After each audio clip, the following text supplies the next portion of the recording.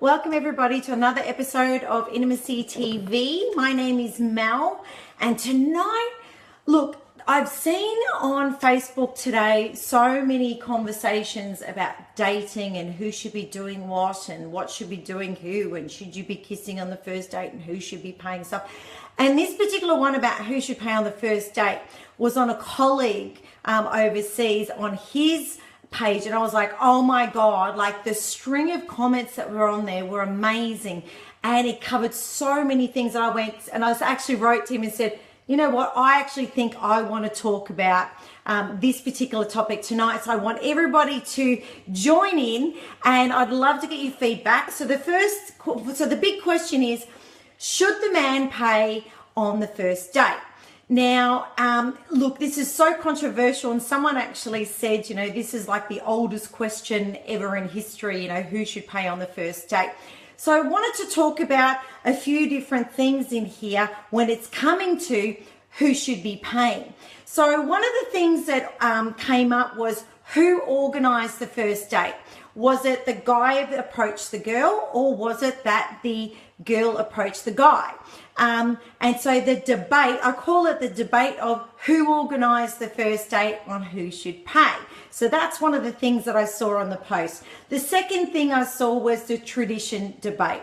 So traditionally, and I'm assuming, Jason, you're agreeing here, but traditionally a guy would normally pay for the first date. So, but then we've got to add in this whole, and I hate this word so much, but this whole feminism thing that's, women's lib that sort of happened. And because of women's lib, there's a real debate here about that tradition, because women are wanting equality, and they've done the rah equality thing, and they've done it so much to the point of, I'm going to get you to think about, well, why should the guy automatically have to pay for the first date if you are one of those feminists and want your goddamn equality? So that's another question. The next debate that came up was the wage debate. Oh my God, this was freaking full on. I saw some massive full on people getting offended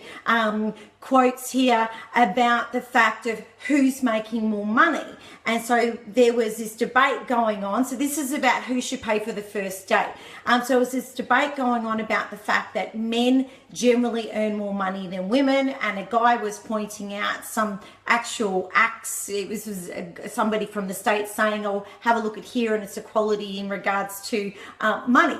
Like men and women should be earning the same amount for the same job. So if they're not earning that money for that job, then they've accepted it to be like that. And this went really full on. So very rarely does a girl organise a first date. Bingo, that is very true. Yet we want equality, so why aren't we asking? So that's the tradition one. So then we go to the wage. So who's earning more money? Now, I found that argument really interesting, because how the hell do you know how much somebody's earning on your first date? You know, unless you're on a specific dating apps which are about that. So things like sugar daddy or sugar mama, or seeking arrangements or something like that, where you do specify how much money that you actually earn. So in a situation like that, obviously you would assume that when it comes to the wage debate, that, you know, if you're going to be a sugar babe and he's a sugar daddy, that more than likely he's going to pay. But should it really matter about how much money somebody makes in regards to who should be paying for the date? Now, Jane and I have actually had a full-on, we did a whole nother video on this, and we did this because we watched a video by Matthew Hussey, who is a dating coach, and he had a live audience, and a woman was asking about that, but she wasn't just talking about the first date, she was talking about all the dates. He should be paying all the dates. And then the next debate comes up, which I call the time debate. So this one is a hot topic here. I'm going to read Rodney's in 1 second. So the time debate. So it was, you know, I look at it, and then what I've said before, because he said, right, so, and this goes into my next debate, it was like, so you want him to pay for every single date, and she'd been dating someone for months, you know. She was like, yes. And he goes, so you expect him to pay for your time? And she just sat there. And I want you to think about this, guys, because this is another viewpoint to look at it. So it was about paying for the time. Now, when you're paying for your time, you know, he said, so are you going to give him sex afterwards? And it was a really interesting conversation, because now we've got the time debate and the sex debate, because that's another big one that a lot of the women were saying, well, if I allow him to pay, then he's going to expect sex afterwards. And so that's another debate. So, you know, is that actually the case here? Because you sit there and you go, well, you are asking him to pay for your time. And the oldest career out there is another one where you pay for their time. And you are guaranteed services, obviously, with that time. But if you're expecting the guy to always be paying for everything all the time, you're literally saying, you have to pay for my time to be in my presence. So then goes to this sex debate. If he pays for the date, and we're talking about a full-on date, are you expected to have sex with him? All right, so now I'm going to quickly come in here because I've got some really good ones. So let me have a look. So Rodney, in this day and age, the girl needs to offer and or go Dutch. Oh my God, I love you, Rodney. He can then refuse and assist if he chooses, which actually is exactly what I believe in. So I'm going to come back to that one in a second.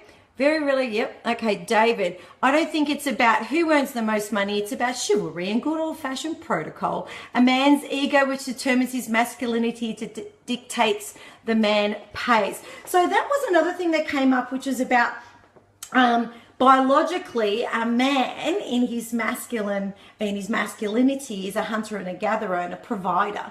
And because of that, he also likes the chase, which is generally part of the reason why, you know, he's normally the one to instigate the date. And I can't believe my connection is weak again. We just fixed this today. So sorry, guys, but hang in there with me. So, you know, so I want to sort of talk about that, because we've also got the last thing, which I was ironically talking to my internet guy about, which is called culture, and it's the culture debate. So in some cultures, specific people are going to be doing that. But what I want to talk to you about, you know, when it comes to the money thing, ego can come into play here. And again, it's about the protector and the provider part. But one of the things that I want you to think about in regards to the biological thing with the guy about, you know, being the hunter and the gatherer and the provider, is the fact that regardless of whether he's a man or a woman, we're all still going to have that fear of rejection. And that is always going to play cards in regards to who's approaching who.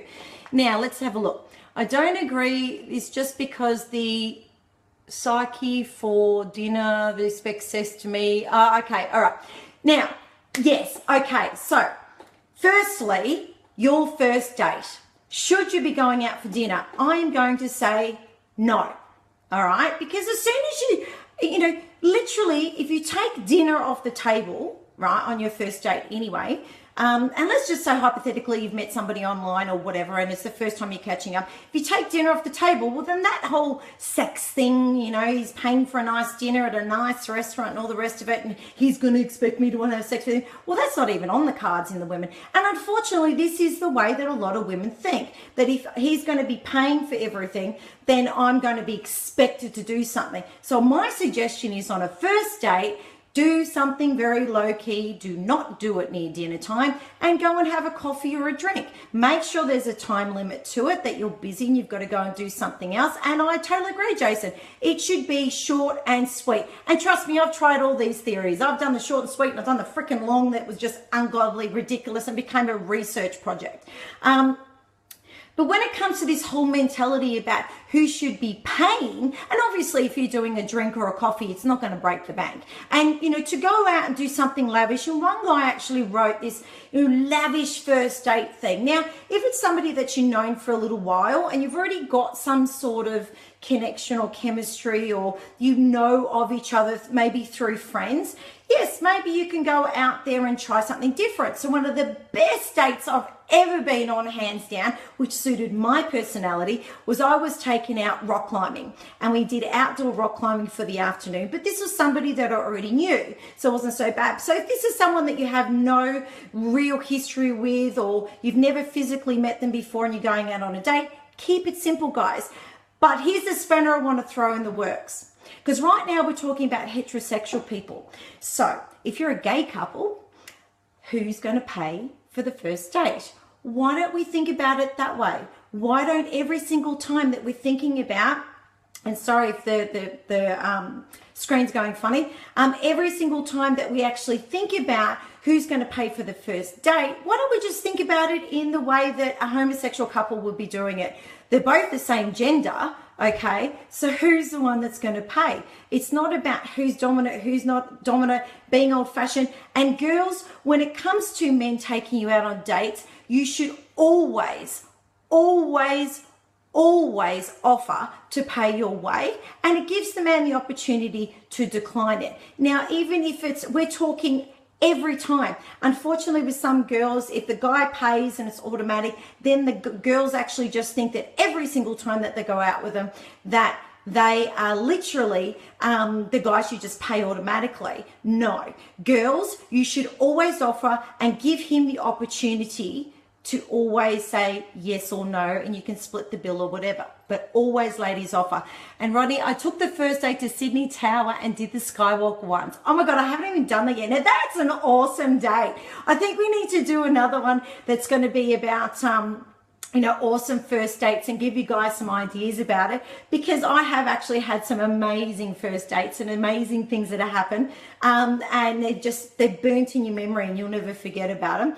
But I am like super late already for an event. So tonight I'm going to my first polyamorous event. So wish me luck. It'll be a very different environment for me to be in. I will probably do a Facebook Live tomorrow because it depends on how late I stay out tonight. But definitely for those of you that weren't on live, please put your comments in the bottom of what you actually think, who should be paying on the first date. Have a think about it. I really definitely, this is a debate. I want you guys to go in there and give your opinions about who should or who shouldn't, what should be happening. I've tried to give you some different ideas in regards to, who organised it, what tradition says, the sex debate, the time debate, the culture debate, the money, who earns more money debate, and same genders. So, oh, you want me to do a video on the polyamorous event, Rodney? Is that what you're asking for? I actually interviewed a couple that they've actually given me a private, the event was sold out. There's 100 people going tonight. And because I interviewed this couple from the polyamorous.com.au, they've given me a private invite to come along tonight. So it's going to be a little different. Yes, okay, I'm going to do that one tomorrow for you guys. Have an amazing night. It looks like it stopped raining. Crazy Melbourne weather. And until our next episode of Intimacy TV, bye from me.